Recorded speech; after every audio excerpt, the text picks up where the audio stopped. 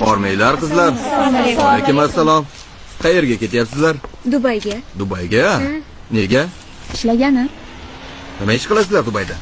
Ayrimlar bola qaragani, ayrimlar esa restoranlarda, kafelarda ishlagani ketyapmiz. Haligi qizlardanman-da. Meni ham uyimda xuddi shunaqa ishlarga xizmatchi kerak. Qo'lingizni torting. Chet elga ketayotgan hamma qizlar ham shunaqa bo'lavermaydi. Hop, asabiylashmang. Qani bir tekshirib ko'raylik-chi.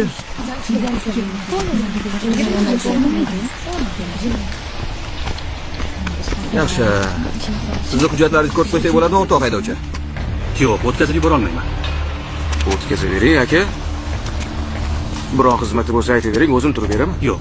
Iloji yo'q. Bizni ham to'g'ri tushuning. Rasmiyatchilik. Hujjatlarni shunday tekshiramiz. Agar menga ishonayotgan bo'lsangiz, erkin so'z. Qo'lingizni oling. Xizmatga olaman.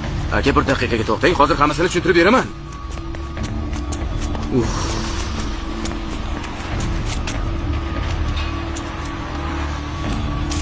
Alo.